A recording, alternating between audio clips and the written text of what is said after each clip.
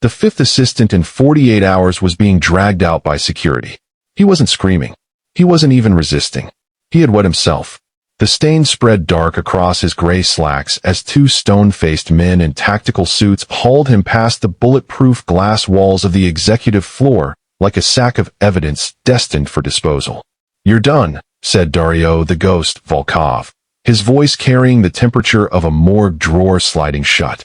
His wheelchair was positioned precisely in the center of the marble floor, equidistant from the floor-to-ceiling windows overlooking the city and the reinforced steel door. He didn't need to stand to dominate the space. His eyes, the cold, colorless gray of winter steel, did that work for him. The chair wasn't a limitation. It was a throne. "Mr. Volkov, please. I only flinched for a second during the security check." "Weakness," Dario interrupted, his fingers steepled beneath his sharp jaw, "is not negotiable in this organization, Mr. Chun. Fear is contagious. I don't tolerate infection." He gestured with two fingers. The security team moved. "Human resources will handle your severance. You have 30 minutes to leave the building." The door sealed shut with a pneumatic hiss. On the other side of the reinforced glass, the whispers ignited like wildfire through dry brush. 5 in 2 days, muttered Luca, one of the junior Capo regimes, adjusting his shoulder holster as he leaned against the hallway wall. "That's a new record, even for the ghost." "The first one lasted 6 hours Monday morning," whispered Sophia from operations, pretending to review a tablet. "Volkov fired him for using the wrong coffee blend." "The second didn't make it to lunch," added Marco, the aging consigliera, his voice weary. "She reorganized his desk. Alphabetically. He called it an unauthorized invasion of operational structure. Number 3 brought him a printed schedule with color-coded tabs," Luca added, shaking his head. "Lasted until Tuesday evening." Volkov said the colors implied emotional bias. "And number 4? Sophia asked. "Smiled," Marco said simply. "Smiled at the wrong time during a conference call with the Rossi family." "No one lasts 3 days with the ghost," Luca concluded, his voice dropping to a reverent whisper. "No one." Inside the silent command center, Dario turned his chair toward the wall of windows. The city sprawled below him, 35 floors of steel, glass, and controlled territory. From this height, the streets looked like circuitry, predictable, manageable, containable. Everything in his empire operated on his terms. Everything except the one thing that mattered. Since the attack. No, he refused to call it an attack. He called it a temporary operational interruption. Nothing had been the same. The chair. The pain that spiked white-hot through his spine when he moved wrong. The doctors with their cautious prognosis and their infuriating pity. And if he demanded absolute, unflinching perfection from everyone in his line of sight? Well, it was the least he could expect when his own body had committed the ultimate act of betrayal. Marco Bellini had been Dario Volkov's consigliere for 23 years. He had negotiated territorial disputes that should have ended in bloodbaths. He had orchestrated the silent removal of 3 rival families. He had survived 2 federal investigations and a car bomb. But he could not find Dario Volkov an assistant who lasted longer than a lunch shift. He sat in his Mercedes outside a crumbling brownstone in Brooklyn, watching the address on his phone with the grim resignation of a man attending his own execution. The building smelled like boiled cabbage and diesel fuel. This was not where he expected to find salvation. The apartment door on the 3rd floor was ajar. Marco pushed it open. The scene inside was controlled chaos. A man, one of the Volkov family's lower-tier enforcers, Dmitri, was sprawled across a kitchen table, his shirt soaked through with blood. 2 other men hovered nearby, pale and useless, holding dish towels like they might spontaneously understand first aid. And in the center of it all, perfectly calm, was a woman with her sleeves rolled to her elbows. She didn't look up when Marco entered. Her hands moved with the efficiency of an assembly line, cleaning, packing, wrapping. The gunshot wound in Dimitri's shoulder was a mess, but her face betrayed nothing. No panic. No hesitation. Not even disgust. "You're lucky," she said to Dimitri, her voice flat. "Through and through. Missed the brachial artery by half an inch. You'll live, but you need actual sutures, not my field dressing." "No hospitals," Dimitri gasped. "Obviously," she replied, as if he'd just told her water was wet. Marco stepped closer. You're Elara Vance? Elle, she corrected, still not looking up. She was wrapping gauze now, her movements precise and unsentimental. And you're Marco Bellini, consigliere to the Volkov family. You called my agency 6 hours ago asking for a home health aide with trauma experience and discretion. This is the discretion part, I assume. She finally glanced at him. Her eyes were dark, sharp, and utterly unflinching. Marco studied her. You're not afraid of blood. She tied off the bandage with a sharp tug that made Dmitri wince. I spent 4 years in a level 1 trauma center. I've seen worse before breakfast. Not of blood, Marco clarified. Of this. He gestured to the room. The gun on the counter, the men with poorly concealed holsters, the unspoken reality of what no hospitals actually meant. Elle straightened, wiping her hands on a towel already ruined with crimson. Fear doesn't stop bleeding, Mr. Bellini. And I don't have the luxury of being scared. I have debts to pay. How much do you owe? She named a figure that would have made most people flinch. Marco didn't flinch. He smiled. I have a job for you, he said. Triple that salary. 1-year contract. But the patient is difficult. Difficult how? He fires people for breathing wrong. Elle looked at Dmitri, who was now sitting up and looking marginally less like a corpse, then back at Marco. When do I start? The penthouse required 3 separate security checkpoints to access. Elle submitted to each with the same clinical detachment she used for TSA screenings. Retinal scan. Metal detector. Pat down by a woman whose hands moved like she'd done this 1,000 times and found weapons in 900 of them. They confiscated her phone, her keys, and the small canister of pepper spray she carried out of habit, not hope. You'll get them back when you leave, the security guard said. If you leave, another muttered. Elle didn't respond. She followed Marco through the final set of doors into an expanse of marble, steel, and glass that looked less like an office and more like a museum dedicated to intimidation. The furniture was minimalist and sharp-edged. The view was 35 floors of controlled empire. Everything was aggressively, sterile perfect. And in the center of it all, positioned like a judge at a sentencing, was Dario Volkov. He didn't greet her. He studied her the way a coroner studies a body, cataloging, assessing, finding weaknesses. This is your solution, Marco? Dario's voice could have frosted glass. A home health aide? A former trauma nurse, Marco corrected. For years at Bellevue. Top of her. I didn't ask for her resume. I asked why she's here. Elle stepped forward before Marco could answer. Because you can't keep an assistant longer than a coffee break, and I need the money. The room went silent. Marco's face drained 2 shades paler. Dario's expression didn't change, but something flickered behind those winter steel eyes. Interest, maybe. Or the first spark of irritation before an execution. You're a nurse, Dario said slowly. Not an executive assistant. You're a Mafia boss, Elle replied. Not a CEO, but you're pretending to be one, and apparently failing at keeping anyone around long enough to pretend with you. Marco looked like he was calculating the distance to the door. Dario's fingers drummed once against the armrest of his wheelchair. I don't need a nurse. I need someone competent. You need both. Elle gestured toward him with the bluntness of a medical chart review. You're compensating for chronic pain with muscle tension in your shoulders and jaw. Your posture is defensive, which means your physical therapy regimen is either inadequate or non-existent. You're running this empire on spite and prescriptions, and that's not sustainable. Get out. No. The word landed like a slap. Dario's eyes narrowed. Excuse me. I drove 2 hours through traffic to get here. I submitted to 3 security checks and surrendered my personal property. The least you can do is give me the same 72 hours you've given everyone else before you decide I'm disposable. Dario leaned forward slightly. The movement was small, but it carried the weight of a threat. You won't last 72 hours. Then you'll have the satisfaction of being right, Elle said evenly. And I'll have 3 days' salary. For a long moment, the only sound was the faint hum of climate control and the distant noise of the city below. Then Dario smiled. It wasn't warm. It was the smile of a man who'd just decided exactly how someone was going to fail. Clock starts now, he said. Elle lasted 6 hours before she started breaking rules. The first thing she did was review Dario's medical files. They were stored in a locked cabinet behind his desk, labeled Private, Executive Health Records. She picked the lock with a paperclip while Dario was on a conference call with someone in Moscow, his voice switching seamlessly between English and Russian like a blade changing angles. The second thing she did was cancel his 2 p.m. meeting with the legal team. You did what? Dario's voice could have stripped paint.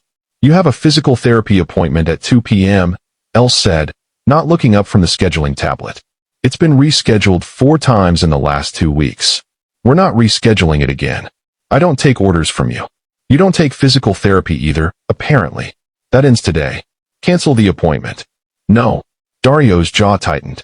I could have Marco remove you from this building in under 30 seconds. You could, Elle agreed. But then you'd need to find a 6th assistant, and we both know how well that's been going. Before Dario could respond, the door opened. A woman stepped inside with the kind of entrance that demanded attention. Tall, immaculately dressed in a charcoal suit tailored like armor, dark hair pulled into a severe twist. Her smile was sharp enough to draw blood. Dario, darling, she said, her voice honey over arsenic.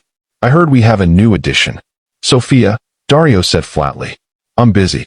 Sophia Volkov ignored him, her gaze fixed on Elle with the clinical assessment of someone identifying a threat. You must be the nurse Marco found in Brooklyn. How quaint. Elara Vance, Elle replied. And you must be the cousin who thinks she's supposed to be sitting in that chair. The room temperature dropped 10 degrees. Sophia's smile didn't waver, but her eyes turned glacial. I'm head of operations. I manage this family's entire infrastructure. Who are you to speak to me like that? The person making sure Dario doesn't destroy his spine because he's too stubborn to do basic PT. Dario doesn't need. Out, Dario said quietly. Sophia blinked. Excuse me. Both of you. Out of my office. Now. Elle stood, collected a medical bag from the side table, and walked toward the door. PT room. 5 minutes. Don't make me come back for you. She left. Sophia stared at Dario with something between shock and fury. You're letting her speak to you like that? I'm giving her 72 hours, Dario said coldly. After that, she'll be gone like the rest. But 5 minutes later, Dario rolled himself into the private medical suite adjacent to his office. Elle was waiting, resistance bands and parallel bars already positioned. I'm not doing this, Dario said. Yes, you are. Elle gestured to the bars. Upper body transfer. 10 reps. You're fired. You keep saying that. It hasn't taken yet. She crossed her arms. You can either do this voluntarily, or I can document your non-compliance and forward it to Marco, your medical team, and whoever actually cares whether you're functional long-term. Dario's hands tightened on the armrests. Pain flashed across his face, brief, visceral, quickly smothered. Elle saw it anyway. I know it hurts, she said, her voice losing its edge. Do it anyway. For a long moment, Dario didn't move. Then, slowly, he gripped the bars. Salvatore Sal, Rossi arrived with 4 bodyguards and the kind of smile that preceded violence. Dario, he said, settling into the chair across from the desk like he was claiming territory. You look comfortable. Sal. Dario's voice carried no warmth. You have 20 minutes. The disputed territory was a 6-block stretch of Brooklyn waterfront. The Rossi family wanted it. The Volkov family owned it. The meeting was a formality before the inevitable escalation, and everyone in the room knew it. Elle stood near the side wall, positioned within arm's reach of Dario's medical supply cabinet. She'd been briefed by Marco. Stay silent, stay invisible, stay ready.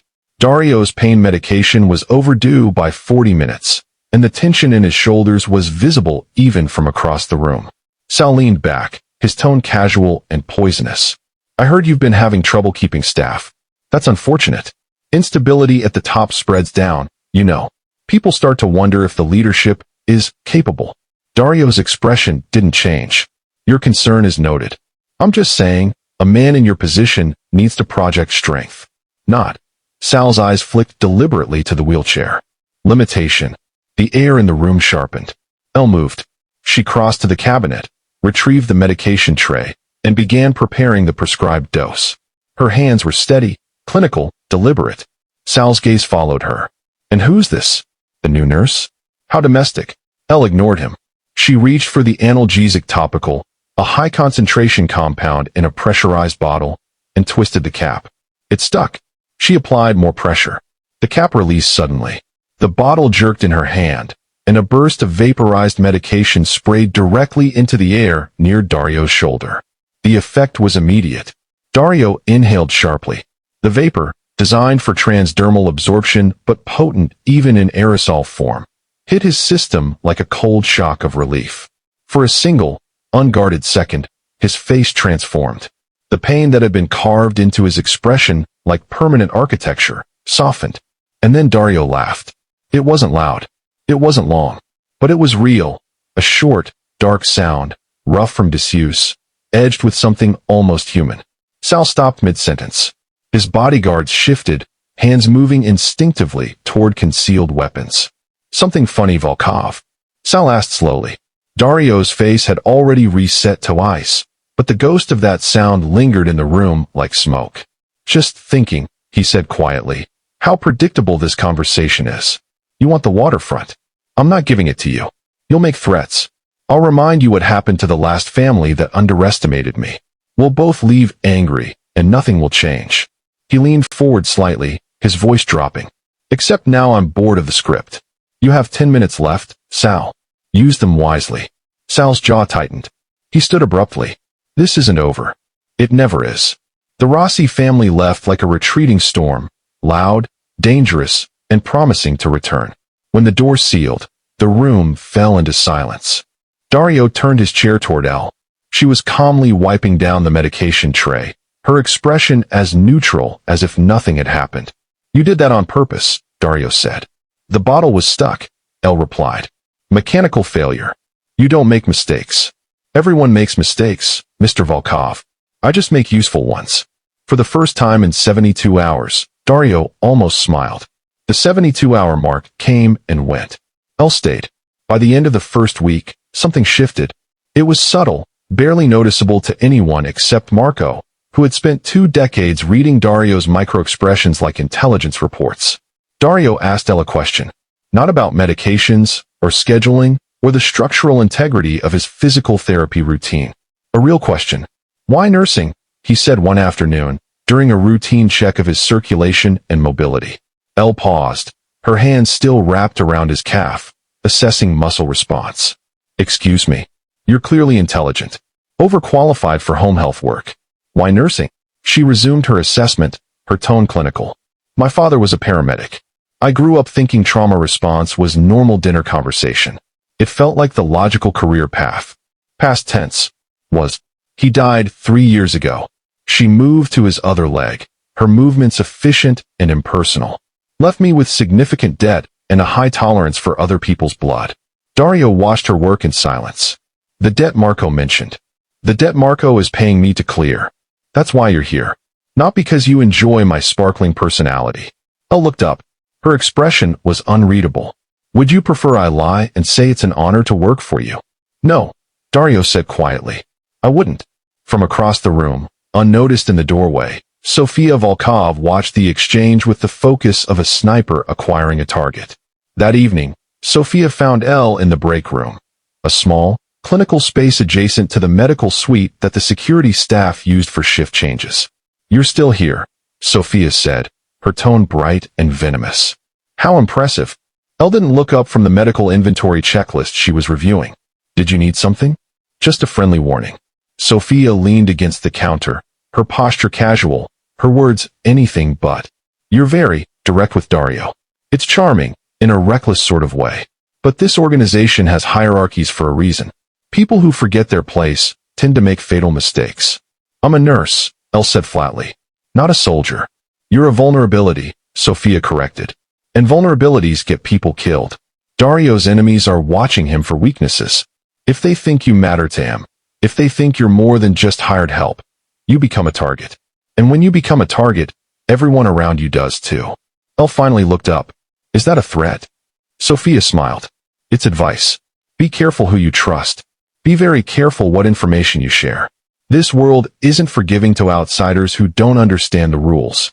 She left, her heels clicking against marble like a countdown. Elle sat motionless for a long moment, staring at the inventory list without seeing it. Then she returned to work. The next morning, Elle was different. It wasn't obvious. She still arrived early. She still completed every task with surgical precision. But the small moments, the dry observations, the unfiltered medical commentary, The brief exchanges that had almost resembled conversation vanished. She became a ghost in her own right. Present, efficient, silent. Dario noticed immediately. "Your assessment," he said during his morning PT session, his tone sharp. "Muscle tension is elevated in your lower lumbar region. I recommend an additional session this week." "That's not what I meant." Elle adjusted the resistance band without meeting his eyes. "I'm not sure what you're asking for. You haven't said anything remotely human in 2 days. I'm here to manage your medical care, not entertain you. You were plenty opinionated on Monday." Monday was a different operational parameter. Dario's hands stilled on the parallel bars.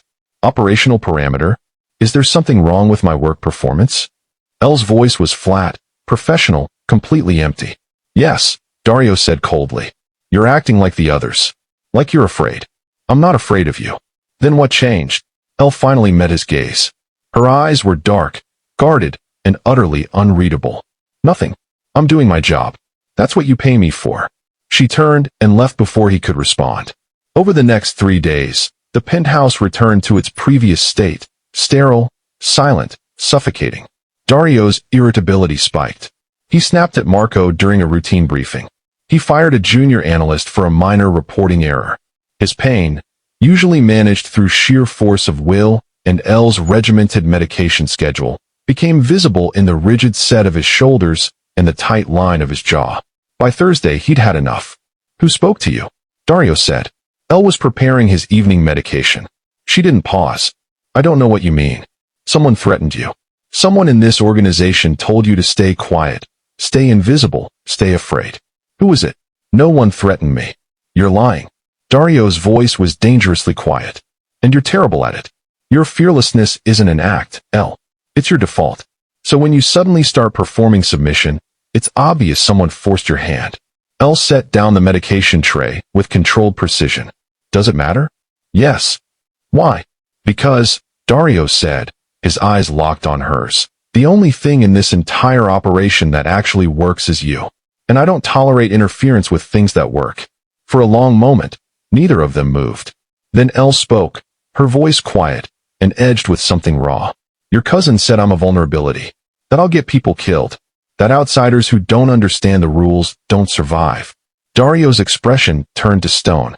"Sophia, she's not wrong. She's terrified," Dario corrected. "And fear makes people dangerous." He leaned forward slightly. "Do you trust me?" Elle laughed, short, bitter, honest. "No." "Good," Dario said. "Then trust this. I decide who's a vulnerability in my organization. Not Sophia. Me. And right now, the only person I don't trust is the one trying to make you disappear." The security breach was discovered at 4 a.m. on a Tuesday. Encrypted communications, routes, shipment schedules, meeting locations. All of it leaked to the Rossi family over a 2-week period through a secured server that required executive-level access. By 6 a.m., every capo, every department head, and every member of Dario's inner circle was summoned to the penthouse conference room. The atmosphere was funeral silent and execution tense. Sophia arrived early, her expression a perfect mask of concern. She carried a tablet and a folder stamped with red security seals. Elle was the last to enter. She hadn't been summoned. She'd simply followed Dario, because his blood pressure had spiked 20 points in the last hour, and she didn't trust him not to stroke out during whatever fresh catastrophe was unfolding. "We have a traitor," Dario said without preamble. His voice was winter itself. The room held its breath. Sophia stepped forward, placing the tablet on the table in front of Dario. The breach originated from a device connected to the internal medical network. The access logs are clear. Elle felt every eye in the room turn toward her. "The medical files," Sophia continued, her voice heavy with false regret, "were accessed and copied.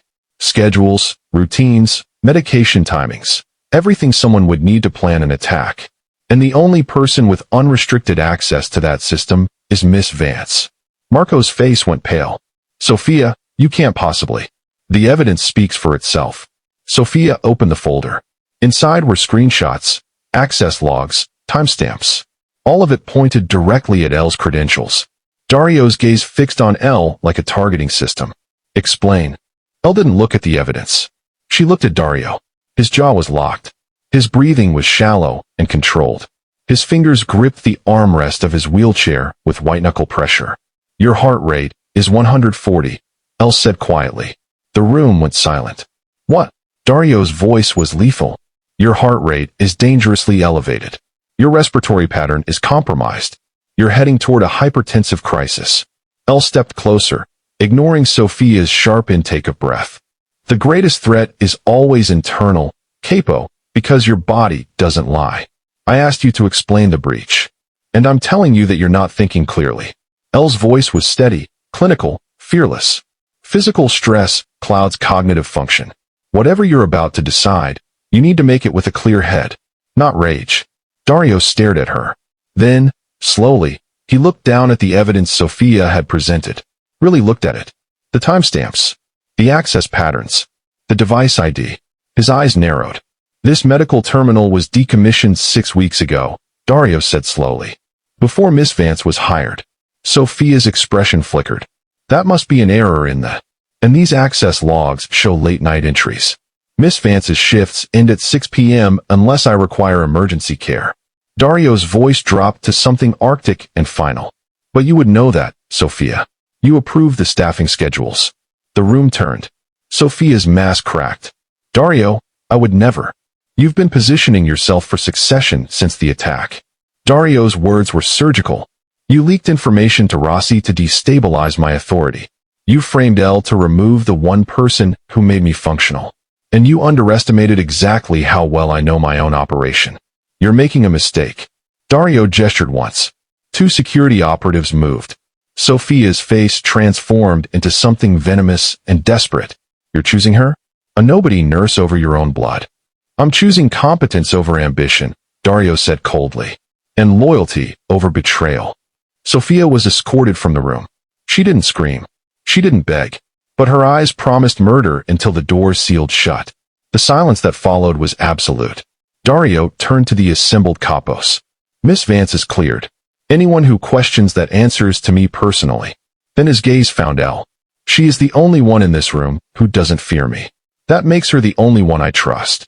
Elle watched them take Sophia away, and something inside her finally broke. Not fear. She still wasn't afraid of Dario, or his empire, or the casual violence that had just unfolded like a business transaction. But the weight of it, the realization that people died in this world for miscalculations, that she had been 30 seconds of flawed logic away from being disappeared, hit her like delayed shock. "I need air," she said.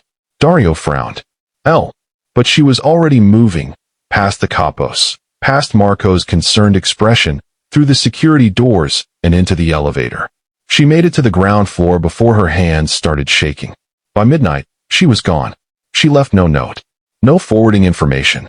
She withdrew her last paycheck, bought a bus ticket to Philadelphia where her aunt still kept a spare room, and disappeared into the kind of anonymous silence that Dario's world couldn't easily penetrate. It took him 6 hours to realize she wasn't coming back. "Find her," Dario ordered. Marco hesitated. "Dario, perhaps it's better." "Find her."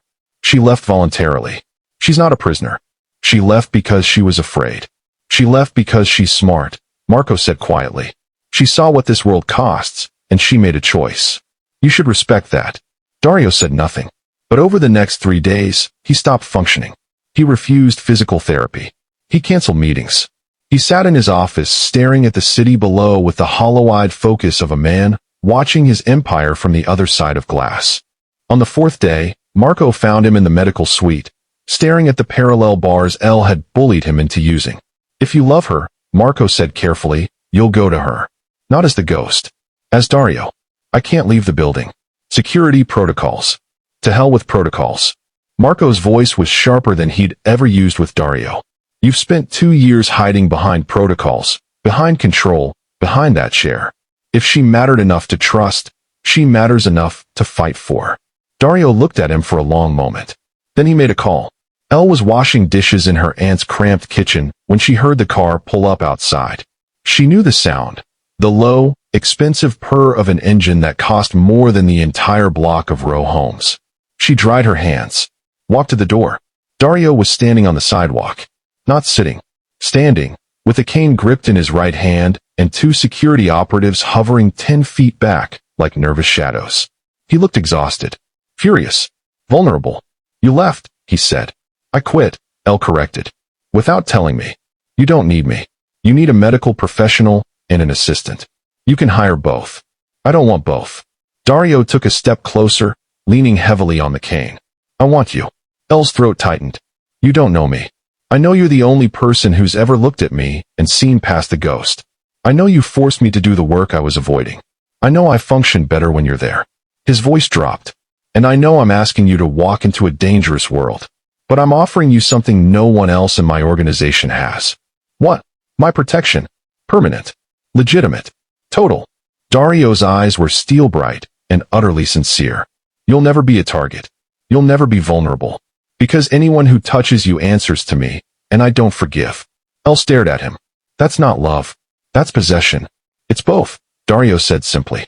And I won't apologize for what I am. But I will promise you this. I'll never lie to you. I'll never stop fighting for you. And I'll build you a life where you're safe.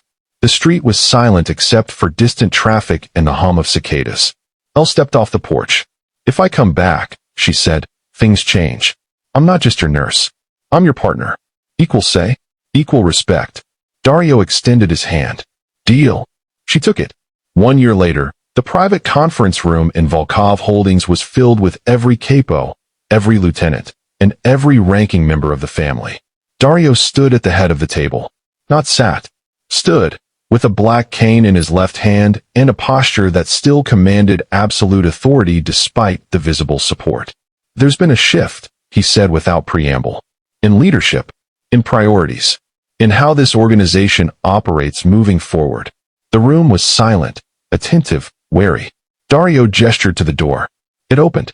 Elle walked in, dressed in a sharp charcoal suit, her hair pulled back, her expression calm and unreadable. On her left hand, a simple platinum band caught the light. This is Elara Volkov, Dario said. My wife. And as of today, chief medical strategist for all family operations. There were no gasps. No murmurs. The Capos had learned quickly that questioning Dario's decisions was a fatal mistake. For 2 years, I ran this organization on control, Dario continued. Control of territory. Control of information. Control of fear. It worked. But it was unsustainable. He looked at Elle, something almost soft crossing his features. She taught me that real power isn't about controlling everything. It's about knowing what you're willing to protect. He turned back to the table. From this point forward, we shift our operational philosophy. We don't just control territory, we protect it. We don't just manage assets. We invest in their security and longevity. We build an empire that doesn't run on fear. It runs on loyalty earned, not demanded. Marco, seated at Dario's right, smiled quietly. This is not weakness, Dario said, his voice hardening. This is evolution.